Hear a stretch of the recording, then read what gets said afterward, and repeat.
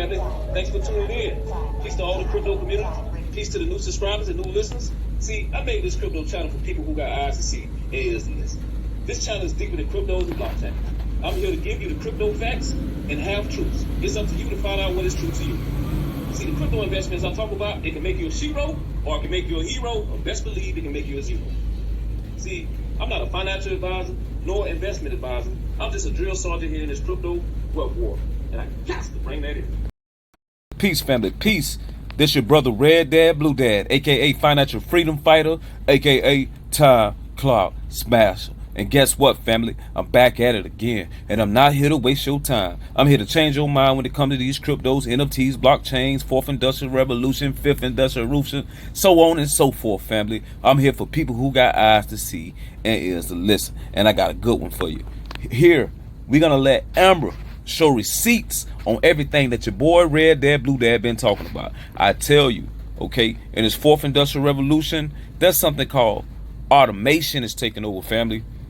Algorithm, drones, self-driving cars. It's gonna get rid of so many jobs, family. Okay, so many jobs. But if you're in the lower 50%, you have chance, if you got eyes to see and ears to listen, to invest into the robot that's replacing your job, family. Where your money 1000x or more. So let's just listen to her, and we're gonna break it down simply stupid. So we're gonna let Ara from ALLIANCEBLOCK, one of the founders, break this down. Let's get it. Step back and look at the third industrial revolution, which was the internet and mobile communication, which disintermediated the flow of information and democratized the access to knowledge. Now, fast forward a quarter of a century, today we have blockchain, AI, and other emerging tech that are here to disintermediate the exchange of value by democratizing the access to capital and even democratizing capitalism itself. So how are we doing this? First, by disintermediating the current financial system, meaning you collapse the pyramid of interaction within the system. Second, by automatizing most of the transaction flows and most of the processes, operational process in the system. And then third, by creating even new products that didn't exist before in the decentralized space. One thing we need to be aware of is that new technologies have undeniably shifted our financial industry from a socio-technical system that is controlled by social relations into a techno-social system that is controlled by autonomous technical mechanism. So how does this affect capitalism in a way, and why is it very important to think about the democratization of capitalism in this day and age? Is because the fourth industrial revolution, especially automation and AI, is going to create a huge unemployment in our modern societies, in our first world societies. And trust me, no government is thinking about how to manage this massive future unemployment. One solution that we believe could help is actually giving access to the bottom 50% of the population to capitalism, allowing them to invest their capital to generate more capital and allow them to have a sustainable lifestyle just based on their capital.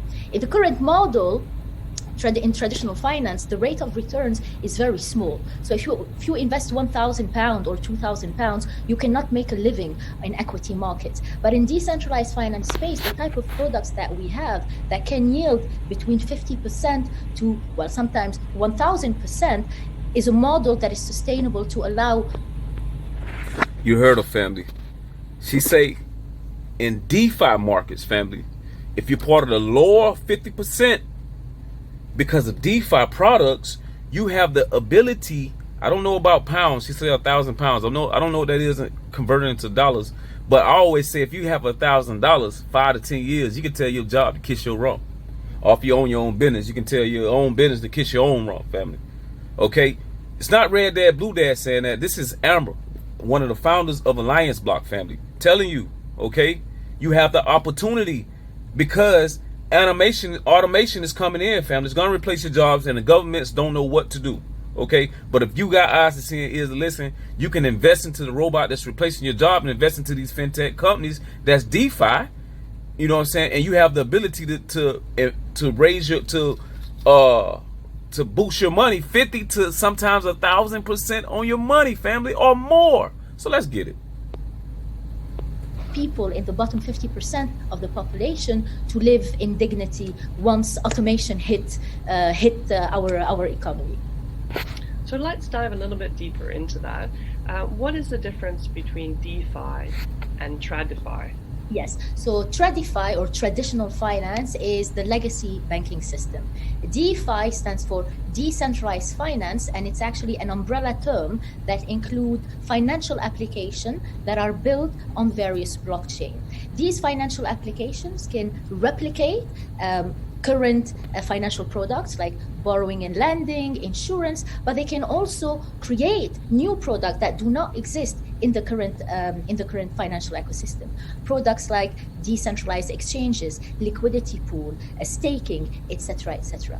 And between you and me, it was the rise of decentralized exchanges last summer that actually created or has been driven the DeFi boom since 2020. So how would you say that ALLIANCEBLOCK is bridging that gap between DeFi and TradDeFi? So in layman terms, ALLIANCEBLOCK is a protocol that sits on top of various blockchain, but also that sits on top of traditional banking infrastructure. The issue that TradDeFi has, our financial institution have into accessing DeFi, is an infrastructure problem, but also a regulatory problem. In terms of infrastructure, blockchain will require these financial institutions to build a new operational system, new infrastructure that, between you and me, is very complicated, very costly, and sometimes banks don't have the time to create a new operation, new IT team to access these products. So what we offer them is an infrastructure that smells, tastes, and look the same as their traditional operational infrastructure. And then the second point is regulation and compliance. DeFi space, in a way, is very much unregulated yet. And financial institutions that are regulated by regulators are obliged to abide by certain regulations and certain rules. So we have created what we call a trustless KYC AML framework, and also a cross-border regulatory compliance framework that sort of clean up all of this DeFi project and highlights those that are available, that are regulatory compliant, to allow these traditional financial institutions to dig in the very high yielding space that we have in DeFi. A good example is on the US dollar, right? I mean, Fed rates today are what, 25 basis points? 10-year treasury are trading at 1.60%, while if you deposit some of your USD stablecoin into a staking program in the decentralized finance space, you can get up to 12% per annum. So for a lot of private wealth managers and asset managers, it becomes sort of a no-brainer to start looking at the DeFi space. And you just heard it, family. Amber broke it down simply stupid. Just the way your boy REDDADBLUEDAD does, family. All this in a nutshell, family. ALLIANCEBLOCK, family, with Amber. What she's saying and what I'm saying is the same thing, family. If you get into this DeFi space, if you got eyes to see and ears to listen, you can invest into the robot, to automation that's replacing your job, okay, your career. You get chance to become a liver and not a worker, meaning you living off your investments, family. We're going back to trading. If you got eyes to see and ears to listen, we'll be right at an even playing field of people that had generations, that had wealth from generation. Give you an example. A lot of families that's rich can afford to pay for their children to go to college, right? You know, but now they got this thing where you able to wipe your debt off if you in a certain class.